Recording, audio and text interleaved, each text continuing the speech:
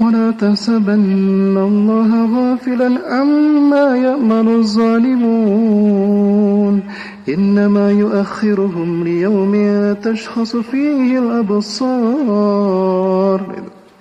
ولا تحسبن Allah, dan jangan kamu sekali-kali mengira Allah lengah, Allah buta, Allah tuli menyaksikan apa yang terjadi di muka bumi akibat perbuatan zalim. Apa yang dilakukan orang-orang zalim di muka bumi, Allah tidak lengah. Allah menyaksikan apa yang dilakukan orang-orang zalim di muka bumi ini. Dan ketika mereka merajalela, bukan berarti Allah membiarkannya, tidak. Innama yu'akhiruhum liyaumin tashkhasu fihi al-absar. Sesungguhnya Allah sedang menangguhkan mereka sampai pada satu hari di mana mata mereka terbelalak. Betapa tipu daya mereka hancur, tidak ada artinya sama sekali. Ini Bapak Ibu. Jadi saya sedang menunggu seperti apa kuasa Allah yang akan diturunkan. Karena saya yakin Allah yang saya sembah hari ini adalah Allah yang memadamkan, yang mendinginkan api ketika Nabi Ibrahim dibakar. Betul? Karena saya yakin Allah yang saya sembah, yang kita sembah hari ini adalah Allah yang menurunkan kuasanya melalui tongkat Nabi Musa, belah tu lautan dan tenggelam Fir'aun dengan kezaliman dan kesombongannya. Allah yang hari ini saya sembah adalah Allah yang telah mempermalukan Namrud di hadapan rakyatnya. Betapa sombong dia mengaku Tuhan, namun dia kalah mati oleh seekor nyamuk. Maka saya yakin ketika Allah yang saya sembah hari ini masih ada dan tetap akan ada, maka mukjizat itu tidak akan pernah terhenti selama hak dan batil itu tetap berperang. Betul? Dan saya yakin ketika hak dan batil berperang, maka yang menang adalah hak, betapapun kita tidak menyaksikannya. Allahu Akbar. Waduh, sebentar, ekstrim gak nih? Bapak Ibu ekstrim tidak? Ya, alhamdulillah. Kalau gitu boleh lanjut? Boleh. Bapak Ibu rahmati Allah Subhanahu wa taala. Lalu siapa yang akan menjadi pemimpin di dunia ini? Bapak Ibu rahmati Allah Subhanahu wa taala. Kalau saya berangkat sebagai seorang politikus, maka saya akan berkata bahwa konsep kenegaraan nasionalisme seperti hari ini tidak lama lagi akan berlangsung. Pada suatu saat nanti akan berakhir, Bapak Ibu. Kenapa demikian? Ini bukan hanya keyakinan orang Islam saja. Dalam arti keyakinan saya sebagai seorang Muslim. Orang-orang Barat bahkan mereka sudah memandang bahwa ini sudah tidak berlaku lagi. Sekarang yang ada adalah new normal. Dan new normal yang dimaksud adalah the new world order. Tatanan dunia baru. Ada sekelompok orang yang terdiri dari satu komunitas yang terdiri dari global elit intelektual dunia. Sebut saja Bill Gates, atau sebut saja Profesor Klaus Schwab dari Jerman, dan dia adalah aktor intelektualnya, sutradaranya. Dari para bankir dunia sekelas George Soros, ada Rockefeller, ya. Kemudian ada perusahaan-perusahaan besar raksasa sekelas British Petroleum, Bayer, Mastercard, Microsoft. Mereka sekarang bersatu untuk meriset peradaban kita dalam forum-forum yang mereka adakan. Di mana forum-forum mereka adakan itu menggunakan kamuflase. Kamuflasenya apa? World Economic Forum. Seolah mereka hanya membicarakan tentang ekonomi. Ternyata tidak. Itu hanya kamuflase. Nah, mereka berencana bahwa mereka akan melakukan upaya gila. Mereka akan meriset peradaban kita di tahun depan. Jadi semua model peradaban tahun depan itu baru. Sistem hukum baru, politik baru, ekonomi baru, sosial baru, dan segala macamnya baru. Ya, mereka membuat sebuah, dan ini dimuat dalam, kalau masih ada ya, saya sudah beberapa kali kemarin nyari tidak ada. Yang lain ada, tapi tidak sedetail ini. Yang detailnya sudah hilang. Judulnya The Great Reset 2021. They really want to take over the world and to create one government in the world. And they really want to create one political system, one economical system, one ideology system. Yeah, one ideology. Mereka akan menciptakan sistem pemerintahan baru, ekonomi baru, politik baru, sosial baru. Bahkan agama pun baru. Dan mereka beri judul The Great Reset 2021. Apa perlu saya perlihatkan? Perlu. Baik, akan saya perlihatkan. Jangan kemana-mana, tetap bersama saya setelah yang satu ini. Karena saya harus ke sana, Pak. Ini sebetulnya ada asisten, tapi tidak tahu filenya di mana kan. Andai kan bisa saya tarik ke sini, saya langsung di sini. Tetap Bapak Ibu. Ya, jangan kemana-mana, tetap bersama saya. Sebetulnya kami sudah mencoba untuk menerjemahkan dan membuat subtitle di bawah sini, namun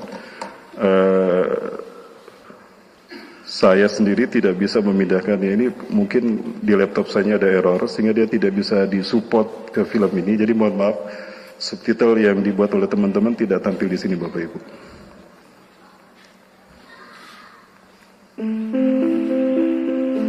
Ingat Bapak Ibu sekalian, mereka bisa menciptakan, they can create the weather control, they can create the earthquake.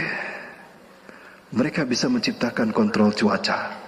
Mereka bisa menciptakan tsunami, mereka bisa menciptakan gempa bumi. Itu Bapak Ibu yang gilanya mereka. Dan perang nuklir, demonstrasi, chaos itu bisa mereka ciptakan. Bahkan mereka bisa mempengaruhi manusia dengan mempengaruhi 4 gelombang yang mempengaruhi otak, cara kerja otak kita. Gelombang alfa, beta, theta, gamma, di mana masing-masing gelombang ini bisa mempengaruhi karakter manusia dan sikap manusia dengan satu berita, satu situasi, dan satu keadaan. Cerdas mereka. Dan inilah sistem Dajjal. Ketika ini terjadi, saya curiga Dajjal akan segera datang. Karena Dajjal punya kecerdasan di atas akal jenius manusia. 60 tahun di atas akal jenius manusia. Dan mereka ini adalah antek-anteknya. Inilah Bapak Ibu sistem Dajjal. Dan Dajjal tidak akan datang melainkan kita sistem yang sudah sempurna gagal total. Maka dia sendiri yang keluar. Kenapa sistemnya gagal total? Karena ada satu yang Allah lakukan. Dan ini langsung Allah yang melakukannya. Sehingga Dajjal kehilangan ambisinya untuk menguasai bumi. Apa itu? Nantikan setelah tayangan satu ini. Tetap bersama saya setelah yang satu ini. Jangan kemana-mana Bapak Ibu sekalian. Baik.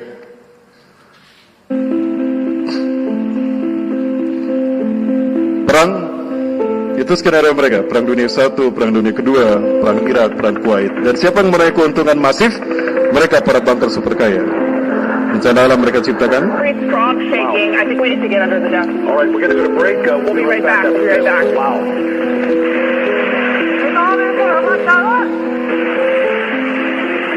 An unprecedented disaster, spiraling flames in all directions.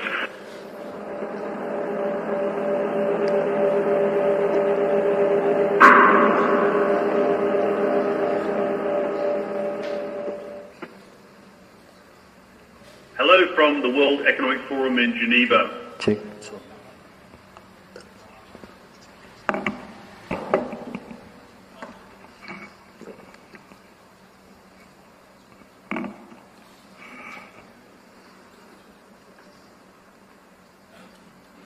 Erdogan pernah menghadiri majelis pertemuan ini, World Economic Forum. Namun beliau paham betul bahwa itu adalah pertemuan yang gila. Kebetulan yang di samping beliau duduk adalah Shimon Peres, Presiden Israel. Maka beliau manfaatkan untuk menghantam mereka, termasuk menghantam yang di sampingnya, Shimon Peres. Ya, sampai dia berani mengatakan, kamu ini pembunuh manusia, pembunuh bangsa Palestina. Kamu bukan manusia, kamu kejam, biadab, pembunuh bayi dan sebagainya. Kamu seperti ini karena kamu merasa berdosa. Pergi langsung Erdogan. Dari mana? Dari pertemuan tadi. Nah, inilah presiden, the real presiden, presiden pemimpin yang berdaulat. Ya, pemimpin presiden serasa khalifah. Jadi di dunia ini sekarang ada presiden serasa khalifah. Ada gubernur serasa presiden. Ada ketua RT serasa gubernur. Tapi ada juga presiden serasa ketua RT. Di negeri entah berantah. Ya, di negeri auto pilot. Saya nggak nyebut itu Pak ya. Bukan saya. Baik.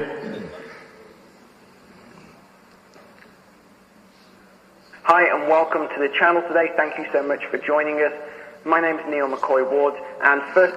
Orang inilah yang berani membukakan pemberitaan ini pada kita, dan beliau faham bahwa apa yang beliau sampaikan ini berbahaya untuk dirinya, dan beliau pun paham bahwa tidak lama setelah saya memberitakan ini akan will be banned, not far from this time, dia akan di banned sebelum tidak lama setelah saya sampaikan ini. Itu kata beliau.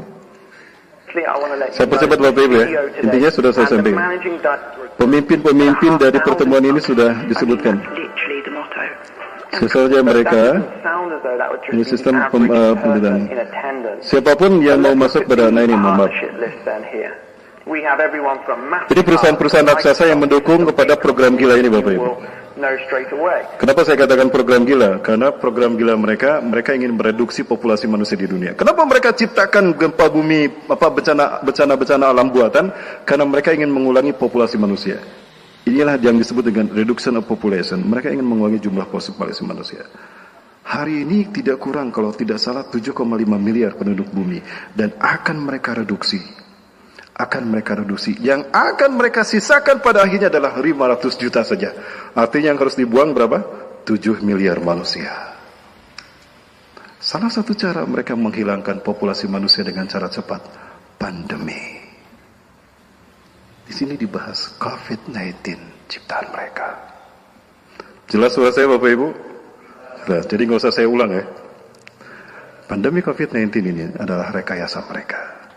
Saya butuh 2 jam untuk berbicara khusus pandemi COVID-19. Tapi dengan syarat tidak ada yang merekam kecuali tim saya. Nah, Abang nanti diedit Bang ya?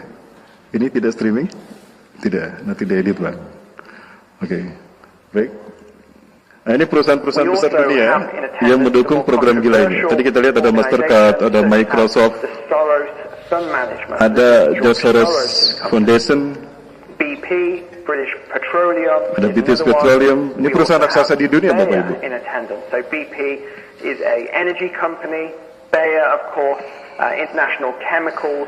Saya tidak usah menyebutkan perusahaan besar di Indonesia, karena kita tahu perusahaan-perusahaan besar di Indonesia siapa yang punya. So let's take a look at a few most well-known ones now then. I think ini satu, Bill Gates. Inilah aktor intelektual di antaranya. Is the most likely thing to cause, say, 10 million excess deaths.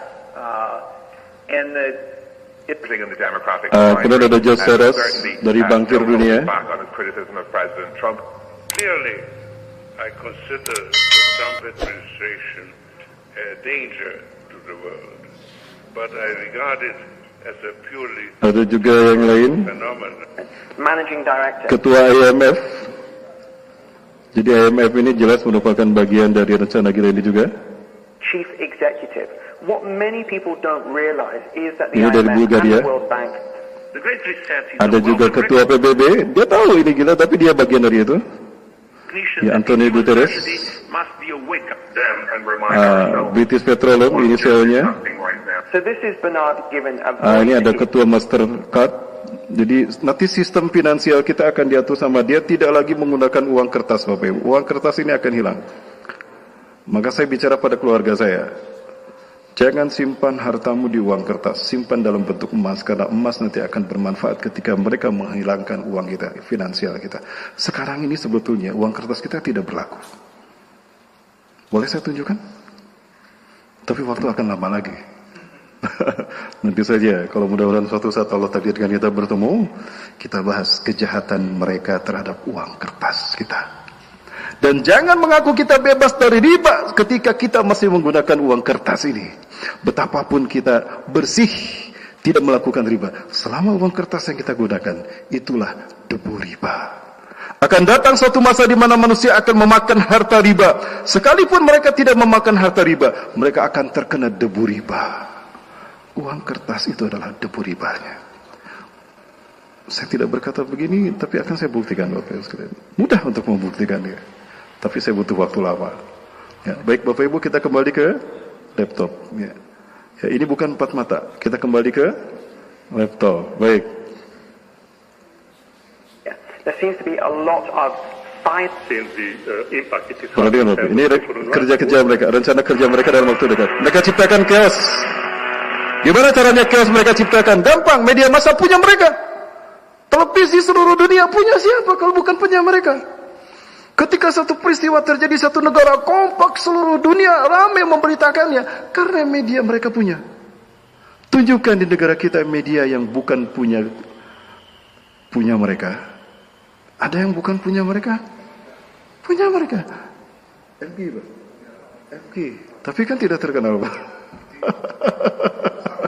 Betul. Nah, Bapak Ibu, betul, FG itu punya kita. Yang ada punya kita, itu dibikin tidak besar. Betul, Pak. Ya. Sebentar. Sampai mana tadi? Apa ini, Bapak Ibu? Mereka sudah ciptakan sistem kepemimpinan sudah mereka ciptakan dan mereka punya orang-orangnya. Di lini legislatif siapa, di partai siapa, di pejabat siapa, bahkan pemimpin negara pun bisa jadi dari mereka.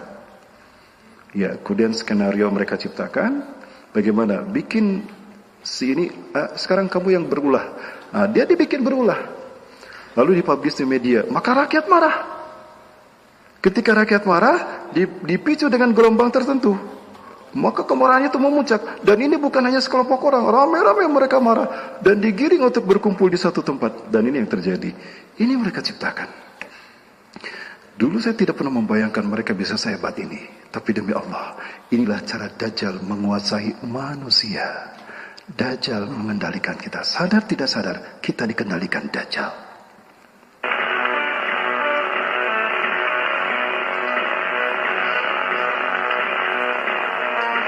Ini bukan di Indonesia, Bapak. Ini luar negeri. Impoverishment, many emerging countries are now facing a dramatic situation in which an increasing level of citizens will face deep poverty issues. Kemudian negara-negara yang memang bisa dihancurkan dengan kemiskinan, maka tetap dibikin miskin mereka. Dibikin kelaparan sehingga negara ini hancur dengan kemiskinannya. Ya, ada yang seperti itu. Ada juga kemudian negara yang dibikin hancur dengan isu-isu tertentu. Isu terorisme, isu pandemi, sehingga ramai-ramai rakyat mengungsi dari negaranya. Sehingga negaranya kosong ditinggalkan. Dengan mudah mereka menguasai negara itu, dengan mudah mereka menghabiskan warga negaranya. Mereka yang pergi meninggalkan negaranya, seolah-olah mereka akan pergi mendapatkan perlindungan dan negara baru, wilayah baru dan mereka aman. Justru mereka menghilang tanpa jejak. Kemana perginya mereka?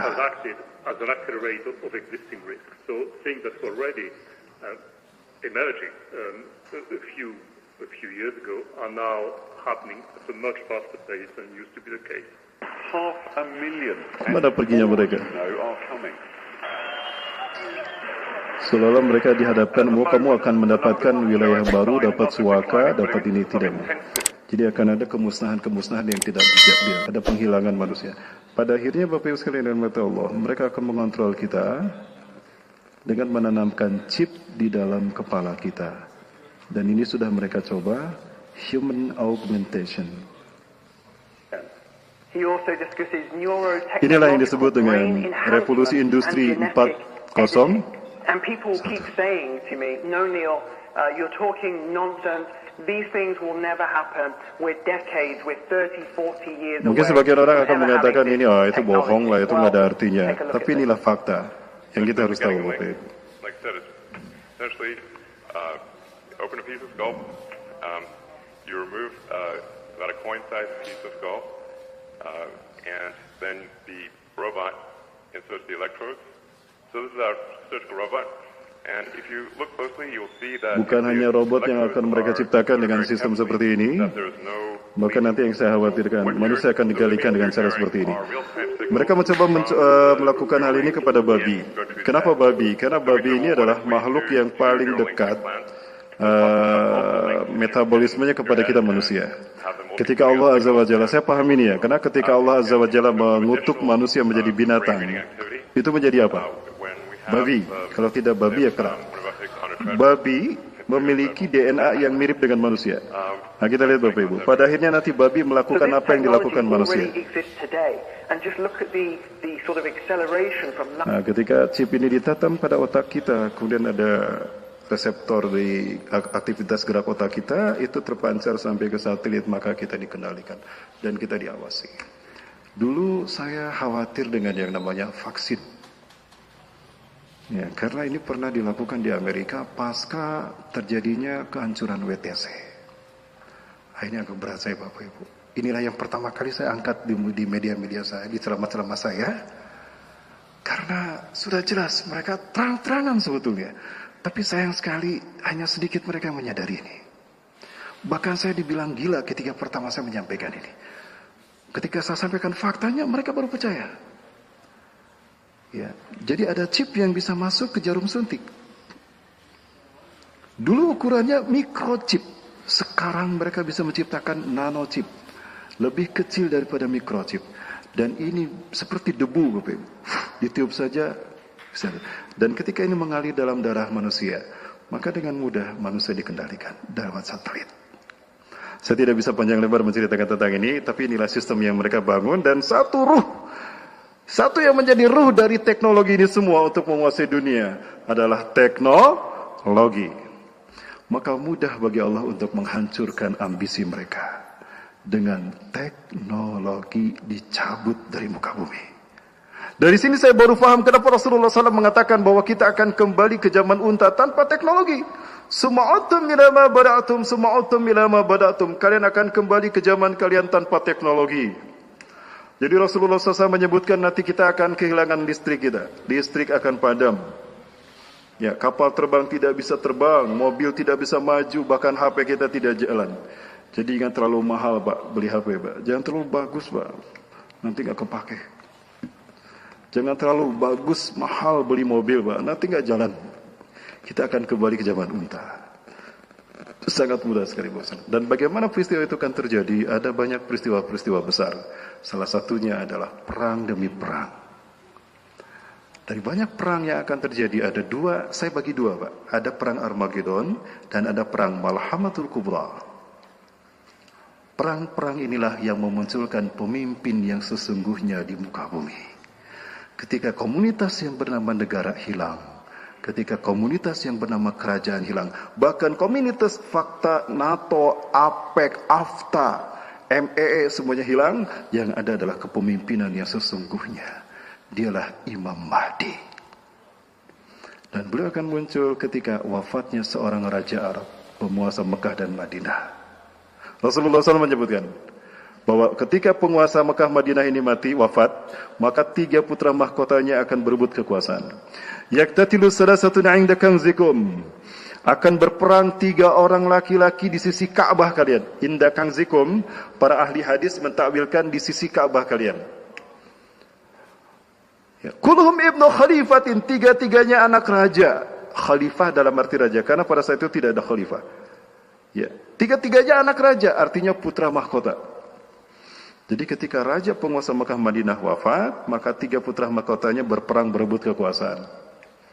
Thumma la yasiru ila wahidin minhum, tapi mereka tidak berhasil menjadi raja. Karena yang menjadi raja adalah Imam Mahdi. Pertanyaannya, siapakah raja penguasa Mekah Madinah sekarang? Putra mahkotanya MBS. Bapak Ibu sudah bisa melihat bagaimana kondisi Arab hari ini, mengerikan Bapak Ibu. Ya, ada liberalisme sudah terjadi di sana. Sekulerisme, nauzubillah. Padahal itu adalah kota suci kita Mekah dan Madinah. Nah, Bapak Ibu rahmati Allah Subhanahu wa taala, perang yang dimaksudkan ada 2, Armageddon dan Malhamatul Kubra. Armageddon, saya sebut Armageddon karena nuklir masih digunakan.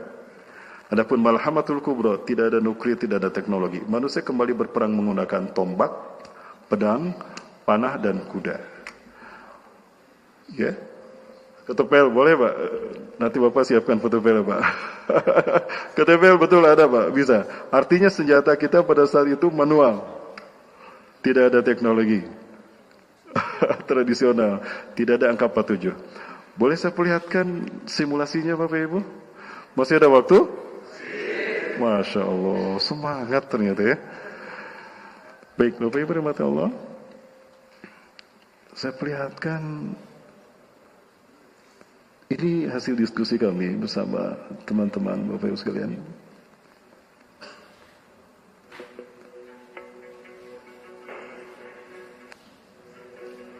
Ini adalah perbedaan antara Armageddon dengan Malhamatul Kubra, Bapak. Alhamdulillah, Allahumma sholli ala Muhammad wa ala ali Muhammad. Segala puji hanya untuk Allah Subhanahu wa taala yang telah mengizinkan kami untuk membuat video ini. Dan tidak lupa mari kita mengucapkan salam dan hormat kepada Rasulullah Baginda Rasulullah SAW. Beliau adalah Bapak Denny Halim. Beliau yang membuat tayangan yang Bapak Ibu lihat ini. Dan beliau pemerhati akhir zaman. Beliau sempat mengajukan film ini pada saya dan Ustaz tolong dikoreksi menurut Ustaz bagaimana. Saya sampaikan secara garis besar pendapat Bapak dengan saya sama Pak. Bahkan kalau Bapak mengizinkan, film Bapak akan saya pakai dalam kajian saya. Akhirnya beliau mengizinkan. Dan ini adalah hasil karya beliau. Ya, ada beberapa memang sedikit berbeda dengan apa yang saya sampaikan, tapi secara garis besar pendapat beliau ini sudah hampir sama dengan saya Bapak Ibu. Mohon maaf tadi.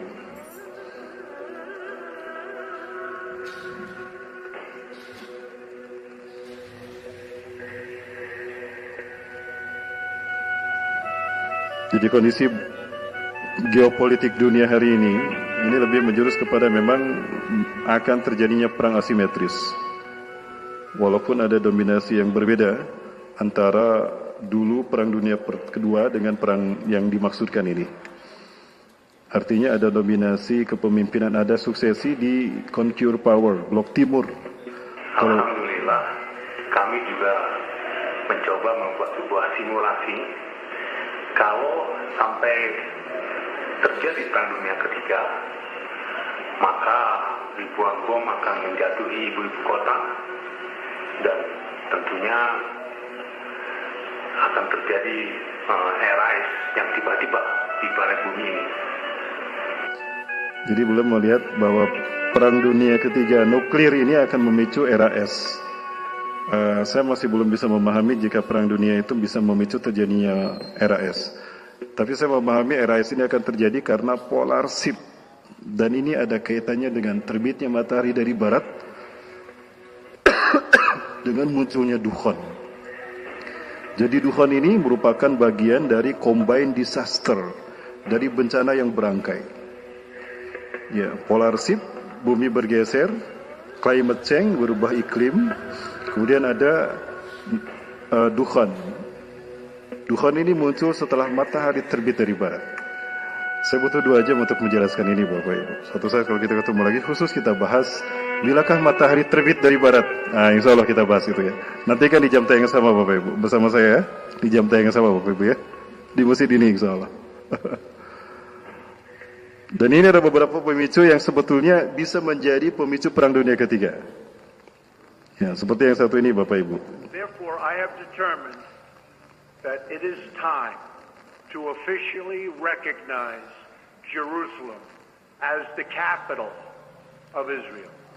Perkataan Donald Trump ini jelas memicu mengkristalnya kekuatan umat Islam, terutama di Palestina.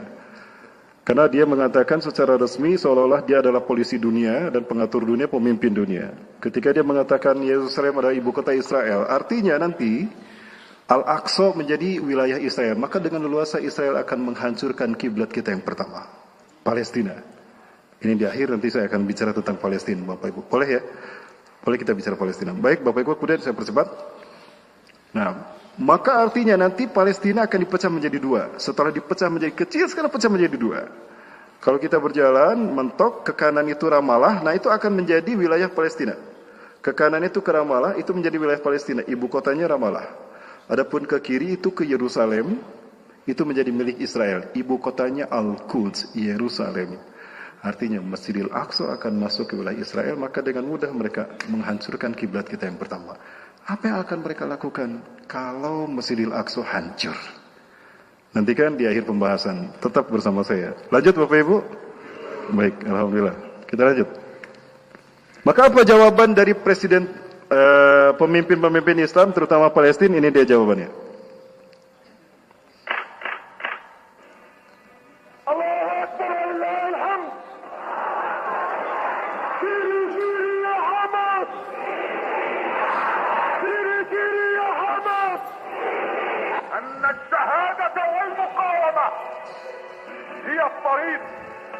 لتحرير أرض فلسطين، لاستعادة القدس والأقصى. Sayın Trump, Müslümanların kırmızı çizgisi.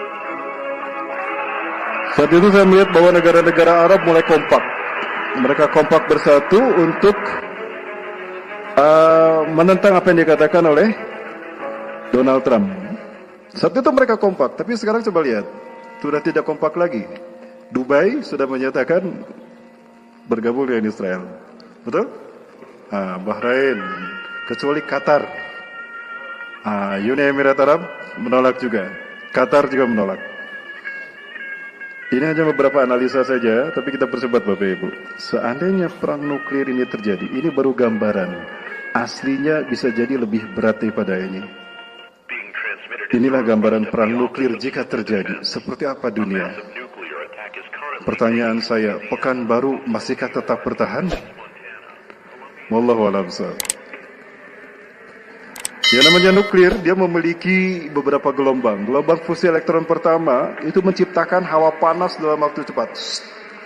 Dan itu bisa membakar apapun yang ada di permukaan bumi. Sampai 500 derajat Fahrenheit tergantung jenis bom atom itu.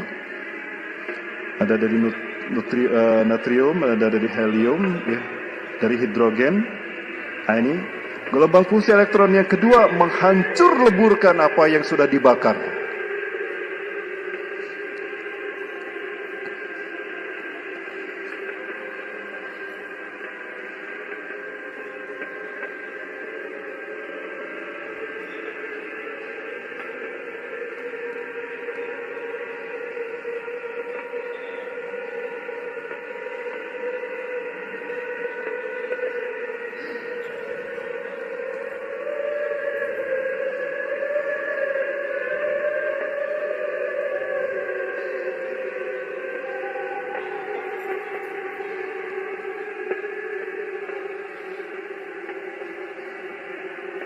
Kemarin saya diundang kajian. Sebelum kajian kita selfie di jembatan Balerang, Batam, Rempang, Galang. Waduh, jangan-jangan nasib Balerang seperti ini. Ya, subhanallah. Itu jika terjadi perang kimia, perang nuklir.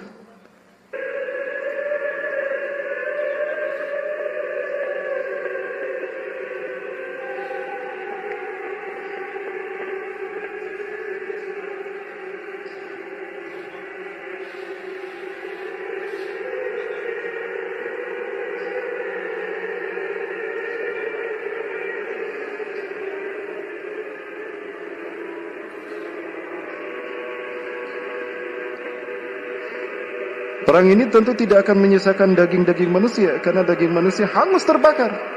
Sehingga kalaupun tersisa itu tulang belulang yang tidak sempat hancur karena radiasi aktif bom nuklir tadi. Maka tidak bisa disebut perang ini perang malhamatul kubra, karena malhamah artinya daging, kubra dalam jumlah besar. Maka bisa dipastikan perang ini tidak ada teknologi tapi manual. Sehingga daging manusia di mana-mana. Nah ini bedanya Armageddon dengan Malhamatul Kubra. Artinya teknologi. Maka ketika Malhamatul Kubra terjadi, teknologi sudah tidak ada. Dajjal akan muncul di saat teknologi tidak ada. Maka saat itu kita membutuhkan, melihat dari semua ini Bapak Ibu sekalian, kita membutuhkan pemimpin yang sesungguhnya. Dan dia menjadi pemimpin yang betul-betul bisa memimpin kita menyelamatkan diri dari semua kezaliman, dari semua bencana petaka dan kerakusan manusia-manusia biadab. Maka Allah menjanjikan ini akan terjadi, yaitu munculnya sang pembaharu yang bergelar Al-Mahdi. Dialah pemimpin akhir zaman yang sesungguhnya. Maka ketika dia muncul Bapak Ibu sekalian, tugasnya adalah satu, membuat Islam kembali memimpin dunia. Islam menyebar ke seluruh dunia. Maka ketika beliau memimpin, semua aliran kekafiran tidak akan pernah ada tempat di muka bumi. Tidak ada celah bagi kekafiran ada di muka bumi. Masya Allah. Ini sudah 2 jam 1 gelas. Berarti 2 jam lagi nih. Baik, terima kasih Mas. Alhamdulillah. Sakalahir. Ya, ketika beliau memimpin, Imam Mahdi memimpin, maka Islam akan menyebar ke seluruh dunia. Sampai tidak ada satu jengkal pun tanah di muka bumi, melainkan Islam akan sampai ke sana. Tidak ada satu rumah pun melainkan Islam akan mengetuk pintu rumah mereka, baik di kampung ataupun di kota. Dan ketika beliau memimpin dunia, maka umat Islam akan kaya raya. Dia akan membagikan harta kekayaan tanpa menghitung-hitungnya. Jadi yang hari ini cicilannya masih besar, jangan khawatir. Beliau hadir lunas. Nah, yang utangnya masih besar, jangan khawatir, nanti beliau datang lunas. Jadi yang keras doanya Bapak Ibu, ya Allah, segera turunkan utuslah Imam Mahdi, ya Allah. Ini debt collector mau datang ke rumahmu nagih, ya Allah. Boleh berdoa begitu ya. Nah, Bapak Ibu rahmati Allah, kemudian dunia akan damai sejahtera ketika beliau memimpin dunia. Pertanyaannya, kapan beliau muncul? Baik, kita baca sama-sama ya. Kapan beliau muncul? Nah, ini jawabannya. Ikuti saya Bapak Ibu sekalian. An Abi Hurairah, dari Abi Hurairah radhiyallahu an, semoga Allah meridhoinya. Qala, beliau berkata, qala, telah bersabda Rasulullah sallallahu alaihi wasallam, inna Allah, sesungguhnya Allah, yab'asu, akan mengutus min hadhil ummati, dari umatku ini, ala ra'si, setiap kelipatan, kulli mi'atis sanah, 100 tahun sekali, man, seseorang, yujaddidu, yang akan memperbaiki dinaha, agamanya. Rawahu, hadis ini diriwayatkan Abu Dawud, oleh Abu Dawud, wa yuballighuhu, dan hadis ini disampaikan Ustaz Rahmat Baikuni. Ya, kok cuma sedikit yang nyebut Ustaz Rahmat Baikuni ya? Pengen terkenal Bu, masa jangan Abu Dawud aja yang viral ya? Saya juga pengen viral Bu. Ya, Bapak sekalian yang mati Allah, berdasarkan hadis ini, 100 tahun sekali setelah Rasulullah wafat akan muncul mujadid. Bukan Nabi, bukan Rasul, mujadid, pembaharu. Yang tugasnya satu, membuat Islam tersebar seluruh dunia. Kedua, membuat Islam saat itu bersatu. Tidak ada lagi orang mengaku saya paling sunnah, kamu ahlul bid'ah. Tidak ada lagi. Semuanya sama. Yang kedua, akan membuat Islam memimpin dunia di seluruh dunia. Yang keempat, akan membuat dunia aman sejahtera. Ya, 100 tahun setelah Rasulullah wafat akan muncul setiap 100 tahun sekali. Baik, Bapak Ibu rahmati Allah, saya bertanya pada Bapak Ibu, abad kejayaan Islam sebelum kita siapa? Siapa? Turki Utsmani. Yakin? Yakin ya Turki Utsmani ya? Baik. Kapan Turki Utsmani berakhir? 1924. Yakin 1924? Baik. Andaikan 1924 adalah abad kejayaan Islam sebelum kita. Ya, abad kejayaan Islam sebelum kita. Maka berdasarkan hadis tadi, kira-kira abad kejayaan Islam berikutnya kapan Bapak Ibu? Berapa? 2024. 2024. Itu perkiraan kan? Boleh kita berkira-kira. 2024. Berarti berapa tahun lagi Bapak Ibu? Satu periode lagi berarti. Satu periode lagi ya? 4 tahun lagi ya? Masya Allah, kok pas bener ya? Bapak Ibu rahmati Allah, kalau itu terjadi 4 tahun lagi, berarti 4 tahun ke depan ini tahun di mana peristiwa-peristiwa besar itu akan terjadi Bapak Ibu. Dan sekarang kita sudah melihat pemicunya sudah mulai muncul Bapak Ibu. Apa pemicunya? Luar biasa. Pemicunya adalah yang satu ini Bapak Ibu. Munculnya sosok yang satu ini. Aziz milletim. Evet. Sevincimizi hep birlikte yaşamak. Ini bukti janji Allah Azza wa Jalla melalui lisan Rasulnya, di mana Rasulullah SAW bersabda, "Sinfani min ummati, idza saluhan salahatil ummah, wa idza fasadan fasadatil ummah." Ada dua pilar dari umatku Jika kedua-duanya baik, maka baiklah umatku, sejahteralah umatku, bahagialah umatku. Dan jika kedua-duanya hancur, maka binasalah umatku. Apakah kedua pilar itu? Al-ulama wal umara, ulama dan pemimpin. Apabila ulama dan pemimpinnya baik, maka bahagialah umatmu. Dan inilah buktinya. Turki. Yeni doğalgaz keşiflerinin kuvvetle muhtemel olduğuna işaret ediyor. Yani bu ilk kuyuda bulunan rezerv çok daha zengin bir kaynağın sadece bir parçası. İnşallah devamı da en kısa sürede gelir. Dia tidak mengatakan itu atas nama dia sebagai presiden, tapi dia berjanji atas nama Allah untuk membuktikan bahwa ini adalah karunia Allah. Dan ini pembuktian dari firman Allah. Surat Al-Anbiya ayat 105. A'udzubillahi minasyaitonirrajim.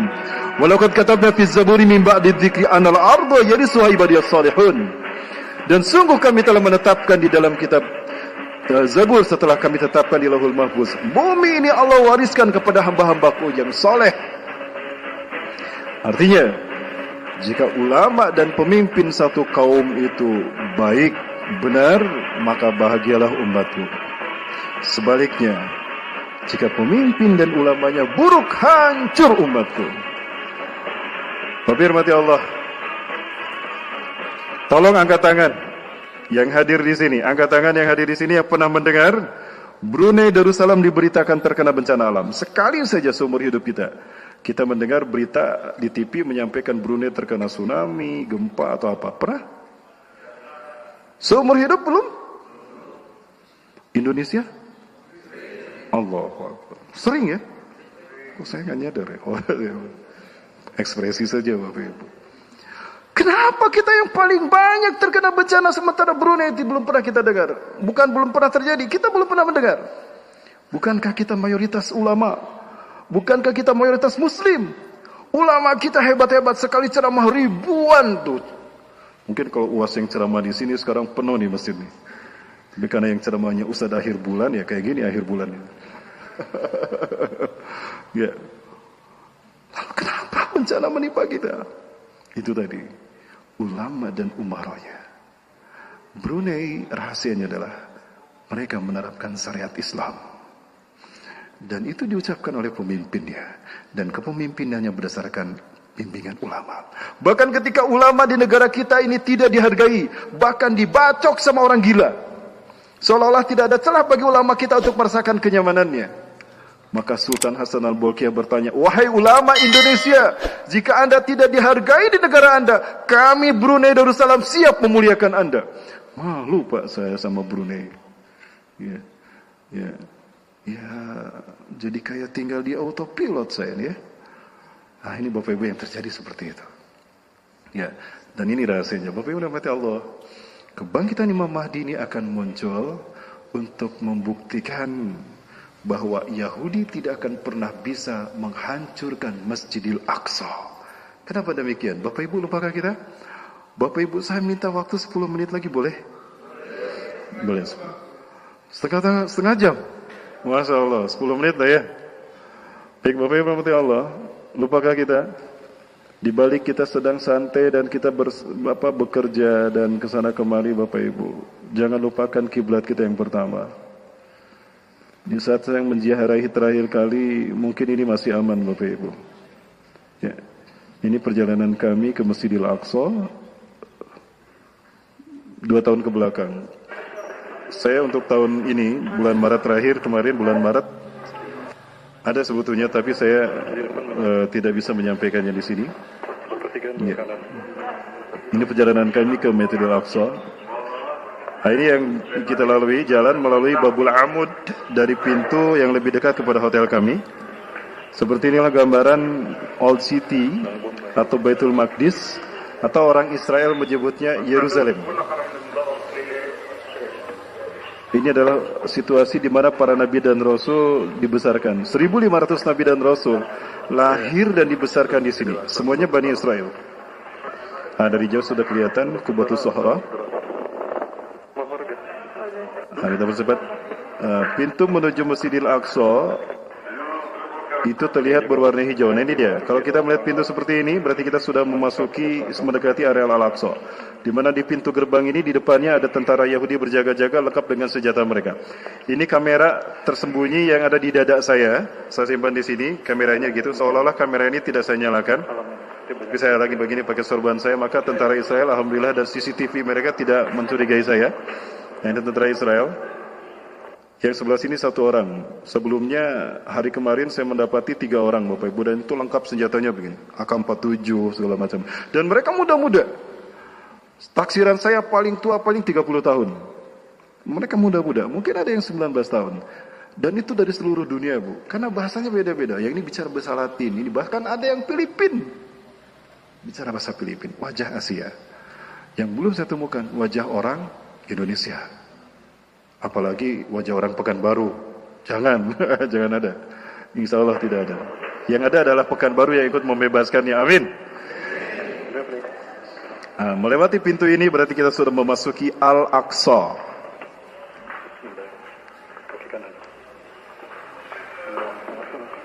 Ramah-ramah orang ada yang di sana. Yang boleh masuk ke sini adalah ibu-ibu, bapak-bapak, kakek-kakek. Kecuali turis mungkin. Nah ini kita sudah memasuki Al-Aqsa. Al-Aqsa itu artinya alun-alun Bapak Ibu. Masjid Al-Aqsa itu masjid alun-alun. Di mana di dalam Al-Aqsa terdapat banyak masjid. Nah, ini ada banyak pohon cemara, ada pohon zaitun. Nah itu Kubatu Sohra. Kelihatan kubahnya kuning. Ini saya foto dari sudut ke sudut. Saya shoot. Setiap sudut itu ada CCTV di mana tentara Israel memantau. Namun mereka tidak berani macam-macam sama kita. Karena sekali mereka macam-macam sama kita penziarah, maka mereka akan kehilangan devisa triliunan Bapak Ibu. Maka mereka menolak untuk melakukan ini. Nah ini perjalanan kami menuju Dome of the Rock yang tadi Bapak Ibu lihat berkubah kuning. Terlihat arsitektur Romawi karena memang dulu ini pernah lama dijajah Romawi. Nah ini ada kelihatan arsitektur Romawi. Nah inilah Kubatu Sohra. Disebut Kubatu Sohra karena kubah ini berwarna kuning, emas. Ini betul-betul emas Bapak Ibu. Nah, di sini saya sorot karena inilah markas tentara Israel. Itu ada posko Israel di sana. Jadi Israel bisa mengawasi kita, aktivitas kita di masjid ini. Jadi hampir setiap sudut Israel ada. Nah, di dalamnya juga disebut, masjid ini juga disebut Masjid Dome of the Rock karena di dalamnya ada batu yang dinaiki Rasulullah ketika Mi'raj, naik ke langit, Sidratul Muntaha, Isra Mi'raj. Suasana nyaman Bapak Ibu. Terlihat cerah hari ini suhunya 8 derajat Celcius. Ini kondisi cerah 8 derajat Celcius. Ya. Dan ini menuju ke Masjid Qibli. Nah, dari Masjid Dome of the Rock kita melewati Masjid Dome of the Rock, maka kita akan memasuki area ini. Maaf jadi kayak gini. Saya lewat ini, Masya Allah. Lihat ke sini cantik, ini cantik. Mana yang jeleknya ini? Ustadz, Godul Basar Ustadz. Oh astagfirullahaladzim. Bu, susah bang. Susah dicari yang jeleknya bang. Cantik semua bang. Ustadz juga manusia. Maksud saya, Bapak Ibu, Yahudi punya program sekarang 3 untuk mengurangi jumlah populasi orang Palestina. 1, one shoot to kill. One shot to kills. 1 peluru yang mati 2. Artinya yang dibidik adalah wanita hamil, ibu-ibu muda terutama yang hamil, yang dibidik itu rahimnya. Maka sekali peluru itu ditembakkan, yang mati bayi dan ibunya juga. Yang kedua, kill the girls.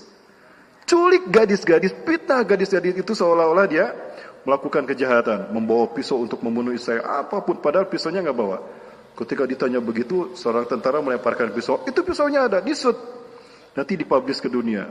Jadi mereka ada alasan untuk membunuh mereka. Padahal itu ciptaan mereka. Di sini saya simpan Bu, apa yang saya sebutkan ini. Ada saya. Saya tidak bicara tanpa fakta dan tidak saya lihat. Di saat saya di sana, saya menyaksikan itu. Dan saya tidak bisa berbuat apa-apa. Di saat saya akan turun dari bus, Amir kami mengatakan, Ustaz, biar Ustaz. Kalau Ustaz turun, kita yang semua yang kena. Menangis, menjerit ibu-ibu yang ada di dalam bus. Kita menyaksikan dan kita tidak bisa berbuat apa-apa. Itu tentara Israel di mana-mana. Nah ini Bapak Ibu, indahnya kita berziarah ke sana. pahalanya besar. Berbeda ketika kita berziarah ke Mekah dan Madinah. Maka tidak salah kalau Rasulullah menyebutkan Masjidil Aqsa sebagai masjid yang diziarahi yang ketiga setelah Mekah dan Madinah. Karena demikian, ini yang terjadi Bapak Ibu. Nah, ini yang Bapak Ibu lihat adalah Masjid Qibli. Disebut Masjid Qibli karena di masjid inilah para sahabat kaum muslimin di zaman Rasulullah SAW salat menghadap ke Ka'bah pertama kali setelah turun Al-Baqarah 144. Salat asar dilakukan di masjid ini dan menghadap ke Ka'bah. Ka'bah itu sebelah sana. Jadi semuanya sepotan. Sampai hari ini mereka menghadap ke Ka'bah. Ka'bah di sebelah sana. Maka masjid ini disebut Masjid Qibli. Masjid yang Rasulullah salat berjamaah itu di bawah lantai sebelah kiri. Bapak Ibu rahmati Allah, insya Allah tanggal 3 Maret ke depan. Jadi memang setiap tahun paling tidak sekali atau 2 kali kami berangkat ke sana. Kami membawa jemaah umroh dan umroh kami adalah umroh plus peradaban. Jadi bukan hanya umroh, kita akan kajian. Kami kajian di titik Allah mengutus Nabi Adam sampai nanti di titik Imam Mahdi mengangkat bendera kemenangan di seluruh dunia. Itu kami jelaskan dari A sampai Z. Kita kuliah peradaban langsung di tempat peristiwa disebutkan dalam Quran dan hadis. Bapak Ibu yang berminat silakan, insya Allah tanggal 3 Maret saya akan berangkat kembali. Saya berangkat berganti-ganti travel. Ada beberapa travel kerjasama dengan saya dan kami. Dan insya Allah tahun ini kami bekerjasama dengan travel Dago Wisata. Bapak Ibu bisa hubungi nanti Dago Wisata. Tinggal diklik saja Dago Wisata, nanti tanyakan program umroh 3 Maret bersama saya. Nanti kita akan memasuki Jordan, kemudian Palestina, kemudian kita nyebrang ke Mesir. Kita akan silaturahmi dengan Fir'aun insya Allah. Yang tenggelam di zaman Nabi Musa. Iya betul Pak. Saya nggak bohong, kita silaturahmi, cuma udah mati. Gak bisa kita ajak ngobrol. Nah ibu-ibu yang kesel, kamu ya boleh silakan, tapi jangan kelihatan CCTV. Di sana ada 12 mumi, satu yang tidak dimumikan Firaun itu sendiri, Ramses III. Nanti kita kajian langsung di depan Firaun tentang dia. Dari situ kita baru nyebrang ke Madinah dan Mekah, kembali ke Indonesia. Jadi ketika pulang umroh ini, ibu sudah melihat peradaban dari A sampai Z. Insya Allah nanti itu akan kami lakukan. Bapak Ibu rahmati Allah Subhanahu wa taala, lalu bagaimana dengan nasib saudara-saudara kita di Palestina hari ini? Nasib saudara-saudara kita di Palestina hari ini nyaris terlupakan oleh kita, Bapak Ibu. Kenapa demikian?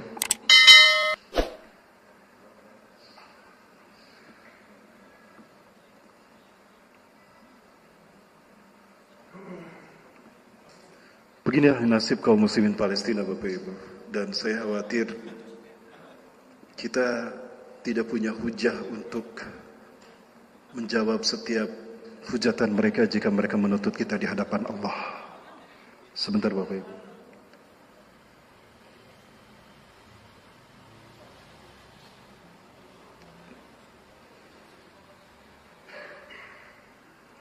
Allahu Akbar.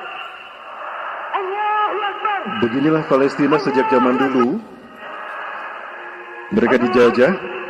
Bukan hanya masalah bangsa Palestina dan bangsa Arab saja, tapi permasalahan bersama umat Islam dimanapun mereka berada, di belahan bumi utara, timur, selatan, dan juga barat. Al-Quds adalah kiblat pertama umat Islam, tempat dilahirkannya nabi-nabi pilihan, kota ketiga yang diberkahi dari belakang Allah Subhanahu wa taala, serta dijadikan ada jihad fi sabilillah. Ini Al-Quds telah ditabrak oleh Zionis laknatullah alaih, telah diyahudikan terang-terangan, dibantai, diusir, disiksa. Bahkan masjid suci Al-Aqsa akan mereka robohkan.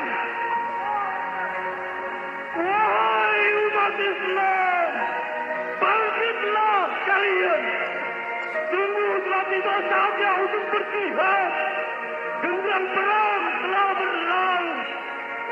Al-Quds, Al-Aqsa, Palestina. المسلمين هنا سبايا وشمس المكرمات هنا تغيب. Ketika saya berkunjung ke sana Bapak Ibu, saya tidak mau hanya berkunjung ke tempat-tempat wisata, tapi coba kita lihat ke pelosok-pelosok, maka kita akan dapati seperti ini. Ini yang akan kita saksikan. di West Bank.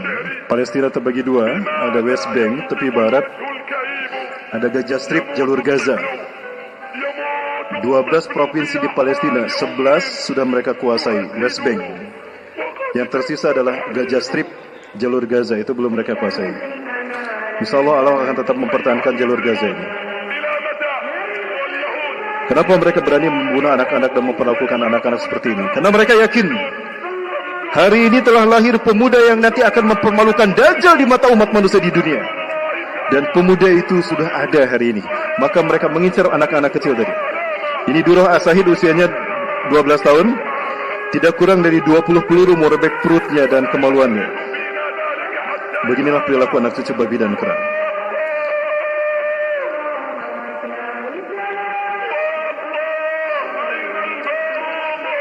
Ini adalah Sinbad. Ada dua yang paling efektif dari sekian banyak badan intelijen Israel. Dia sedang memukuli anak-anak intifadah. Intifadah itu artinya aksi melempar batu. Mereka tidak punya senjata. Andaikan mereka punya AK-47, pasti mereka akan gunakan. Tapi mereka tidak punya. Jangankan rakyat sipil, polisi di Palestina itu nggak punya senjata. Dan Palestina tidak punya polisi. Kecuali Gaza. Gaza ada Hamas. Hamas punya Izzuddin Al-Qassam. Bapak Ibu. Maka mereka dengan batu. Itu namanya intifadah. Maka anak-anak yang dapat itu dipukul. Ada dua yang efektif, Sinbad dan Mossad. Sinbad ini untuk internal Israel dan Palestina. Dan ini pembunuh nomor 1. Inilah Sinbad. Pembunuh nomor 1 musim Palestina. Adapun Mossad itu tugasnya luar negeri. Mencari orang-orang di luar negeri yang benci Israel. Ya, seperti saya ini Bapak Ibu. Itu tugas Mossad. Dan ini yang dilakukan Sinbad terhadap anak-anak remaja intifadah. Mereka memukul kepalanya supaya mereka hilang ingatan. Dan mereka mematahkan tangan-tangannya agar tidak bisa lagi melempar batu. Dan betapa beraninya ibu ini. Betapapun dia sedang menggendong bayi, dia siap syahid bersama bayinya. Walaupun yang dihadapi adalah Israel dengan senapan-senapannya. Luar biasa beraninya mereka.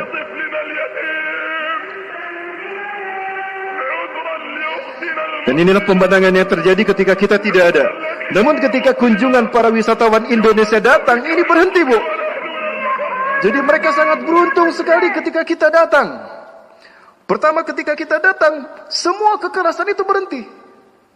Jadi mereka menganggap kita hadir ini berkah buat mereka. Maka mereka begitu cinta kepada kita Indonesia. Yang kedua, mereka yakin yang akan memerdekakan mereka adalah kita Indonesia. Betulkah demikian? Waktunya sudah habis. Mau saya lanjut? Allahu Akbar. Baik, 5 menit lagi. Insyaallah 5 menit lagi. Bapak Ibu sekalian, 5 menit lagi insyaallah. 5 menit plus. Setiap hari mereka dibantai, dibom, disiksa. Maka nurani yang berbicara. Betapapun usianya masih kecil Bapak Ibu. Saat saya ngobrol dengan mereka, saya seperti ngobrol dengan orang dewasa.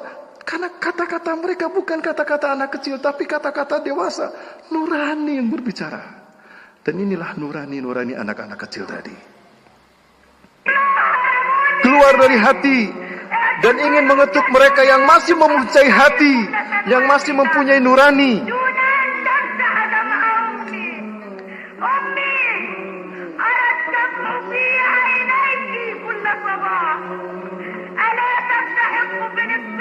Maka para wartawan mencoba merekam mereka.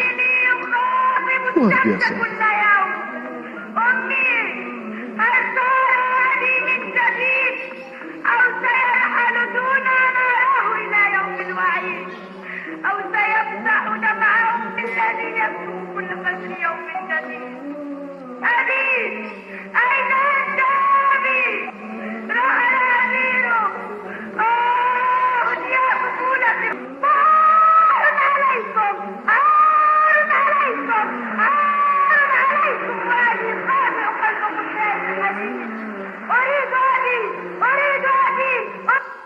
Saya minta izin untuk memperlihatkan ini pada Bapak Ibu sekalian, Bapak Ibu. Jangan lupakan mereka. Dan saya yakin mereka akan menghujah kita di hadapan Allah nanti. Pertanyaan saya, sudahkah kita menyiapkan alasan nanti di hadapan Allah? Ketika mereka menghujat kita, ya Allah, aku tidak tega. Aku tidak tega kalau engkau memberikan pahala kepada mereka. Wajar mereka bisa beribadah haji. Wajar mereka bisa soleh dengan amalan-amalan hebat. Karena mereka aman, mereka tentram, mereka kaya raya, mereka kenyang. Sementara kami, untuk hidup pun kami tidak bisa. Lalu bagaimana kami bisa sehebat mereka amal ibadahnya? Kami tidak ridho ya Allah sebelum kau berikan hak kami atas mereka. Jika mereka menghujat kita di hadapan Allah seperti itu, kira-kira jawaban apa yang akan kita lakukan? Hati-hati, kenyamanan kita hari ini, besok kita bisa melakukan apa yang kita inginkan. Kita kenyang, kita nyaman. Itu adalah hisaban berat kita di akhirat ketika mereka menghujat kita.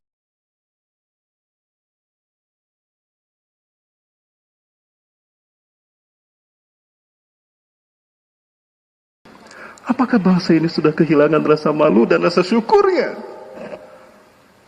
Seorang kaya raya yang bernama Syekh Ali Thohir, dia orang paling kaya di Palestina. Dia kosongkan semua uangnya di bank. Dia berikan kepada Perdana Menteri kita, ya Muhammad Nasir. Ini saya berikan untuk Anda. Gunakan untuk membiayai kemerdekaan kalian. Mereka miskin tapi mereka berbondong-bondong mengumpulkan harta untuk kemerdekaan NKRI. Silakan buka dalam sejarah.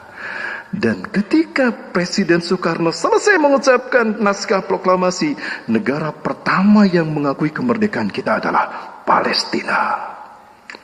Jadi, di balik kemerdekaan bangsa ini, ada harta Palestina dan tetesan darah Palestina. Sekarang Palestina belum merdeka. Di mana balas jasa kita? Bapak hormati Allah SWT. Kenapa mereka bertahan di sana dan mereka tetap melawan Israel dan rela mereka dibantai? Karena mereka yakin akan datang satu bangsa yang akan menjadi penyelamat mereka dengan izin Allah. Dan bangsa inilah yang membuat mereka senang dan mereka bangga berkorban untuk menanti kedatangan bangsa ini. Pertanyaannya, bangsa mana yang mereka rindukan kehadirannya sebagai kemerdekaan yang sesungguhnya bagi mereka? Kira-kira bangsa mana, Bapak Ibu? Ini closing dari saya, Bapak sekalian. Indonesia. Bapak Ibu, Indonesia. 5 pemuda remaja penghafal Quran. Mereka mimpi di malam yang sama, bermimpi yang sama. Mereka tidak berjanji sebelumnya. Ini yang kami dengar di Al-Quds, di Yerusalem, di Al-Aqsa. Artinya mereka tinggal di Al-Quds, di Yerusalem. 5 remaja ini mereka menghafal Quran 30 juz dan mereka mimpi di malam yang sama. Di mimpi itu mereka dikunjungi Rasulullah SAW. Dan saat itu Rasulullah bersabda kepada mereka, Ya ahla Syam, ya ahla Gaza, innal ladina sayuharrirukum min zulmil Yahud wa yu'aduna al-Quds ala rihabikum ikhwatukumul muslimun al-Indonesia. Wahai penduduk Syam, wahai penduduk Gaza, sesungguhnya orang-orang yang akan memerdekakan kalian dari kezaliman Yahudi dan akan membebaskan, mengembalikan Al-Quds kepada tangan kalian. Ikhwatukumul muslimun al-Indonesia, saudara kalian Indonesia. Allahu Akbar.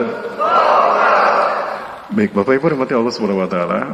Barangkali Bapak Ibu akan ada yang menitipkan bantuan untuk mereka. Selama ini kami memang dulu kami fokus ke Gaza karena memang pembantaian terus di sana. Tapi kami lupa bahwa di West Bank pun ada Palestina yang menderita. Mereka ada yang tetap ditindas dan mereka ada yang terluka di sana. Ada anak-anak yang di Gaza dibantai, mereka selamat dibawa ke Al-Quds dan mereka disekolahkan di madrasah di sana, Bapak Ibu. Nah, tanggal 3 Maret nanti insya Allah kami akan berangkat ke sana. Tidak mungkin kami berangkat dengan membawa bantuan langsung mengatasnamakan lembaga kemanusiaan. Pengalaman dari tim sebelum kami, itu ditembak dan satu tim itu terluka. Itu teman kami dari Bandung. Peluru bersarang di sini karena memang tahu akan memberikan bantuan. Tapi ini tolong diedit. Kami memberikan bantuan dengan strategi, yaitu umrah. Jadi kenapa umroh kami selalu plus Palestina? Karena di samping umroh, kita akan membawa bantuan untuk mereka. Dan bantuan itu pun tidak kami bawa satu orang, karena satu orang itu dibatasi tidak boleh lebih dari 40.000 dolar. Ya, tapi kami bagi-bagi. Jadi seorang pegang berapa, begitu sampai di Palestina kami kumpulkan kembali.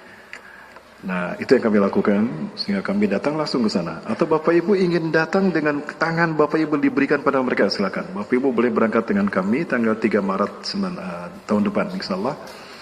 Kita akan mendarat di Jordan, dari situ kita wisata dulu ke beberapa itinerary, dan Alhamdulillah belum pernah kami mengalami gangguan apapun.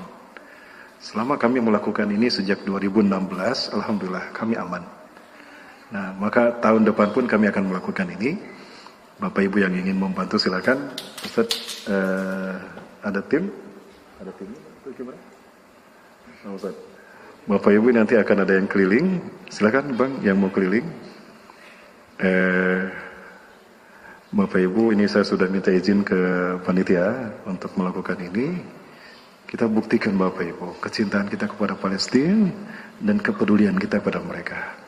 Mungkin kita tidak bisa seperti Ali Tahir, Syekh Ali Tahir, yang beliau mengeluarkan semua uangnya untuk kemerdekaan kita. Tapi sekarang kita menyaksikan mereka belum merdeka. Nah, Bapak Ibu silakan, berapapun uang yang Bapak berikan, sepeser pun kami tidak akan menggunakannya, kecuali akan kami gunakan untuk membawa, kami gunakan langsung diberikan. Adapun untuk ongkos ke sana, itu ongkos saya sendiri Bapak Ibu. Ya, saya tidak mau sepeser pun uang yang Bapak Ibu keluarkan itu terpakai oleh saya. Supaya Bapak Ibu menyaksikan, Bapak Ibu boleh berangkat dengan saya, berapa jumlah yang diterima dan berapa jumlah yang saya berikan. Ya, dan ini insyaallah akan kami berikan pertama di Al-Khalil Hebron. Ya, Al-Khalil Hebron. Ini saya perlihatkan Hebron Bapak Ibu.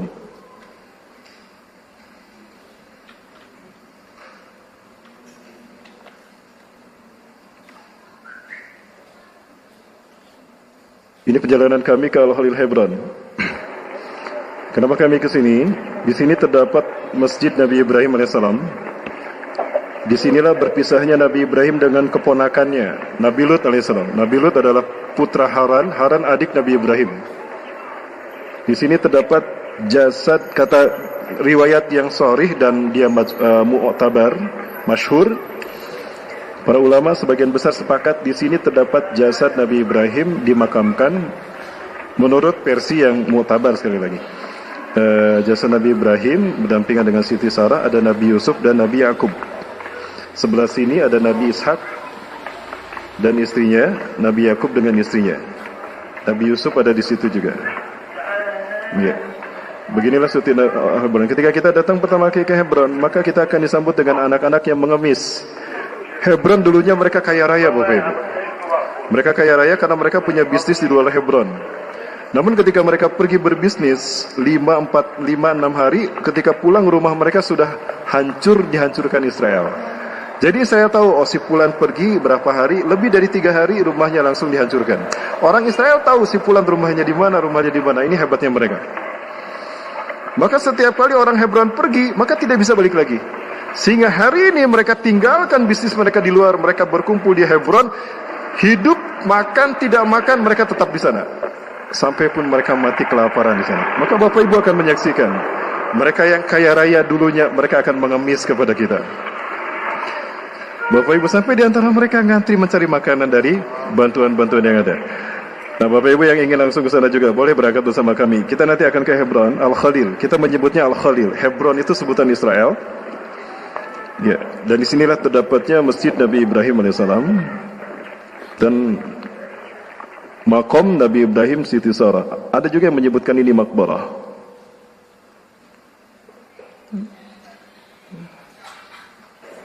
Nah, ini masjidnya. Nah, ini setelah kita melalui checkpoint dari Israel, hampir setiap sisi ada checkpoint. Setiap 3 km, 6 km itu ada checkpoint. Israel berjaga-jaga dengan senjatanya yang lengkap. Nah, ini masjid memasuki Masjid Nabi Ibrahim. Dan ini bagian dalam dari Masjid Nabi Ibrahim, di mana terdapat makom Nabi Ibrahim. Ini mimbarnya.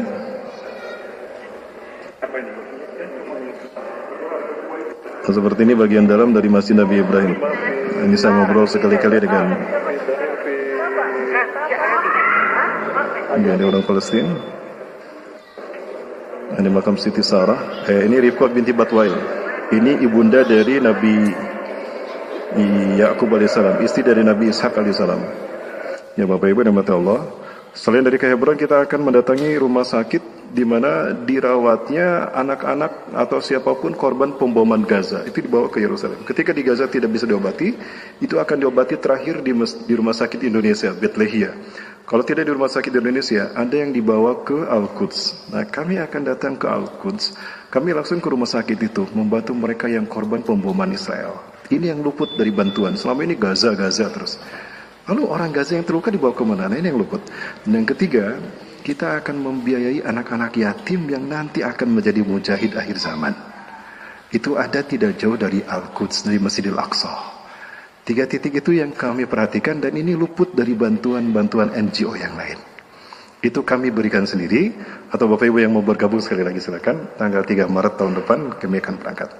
Bapak Ibu, demikian yang dapat saya sampaikan, lebih dan kurangnya mohon maaf. Jangan lupakan mimpi mereka dan harapan mereka. Kalau yang mereka tunggu-tunggu adalah kita. Inilah kata-kata mereka, Dr. Ali Yakub, Syekh Ali Yakub, dan juga Dr. Abu Bakar Al-Wamidah. Terima kasih Bapak Ibu sekalian yang dirahmati Allah. Yang benar dari Allah, yang salah kudapan saya pribadi, saya beristighfar, astagfirullahaladzim. Kita tutup dengan doa bersama-sama Bapak Ibu sekalian. Semoga Allah memberikan berkah dengan doa kita dan juga mengikatkan pahala kita sampai kita di rumah.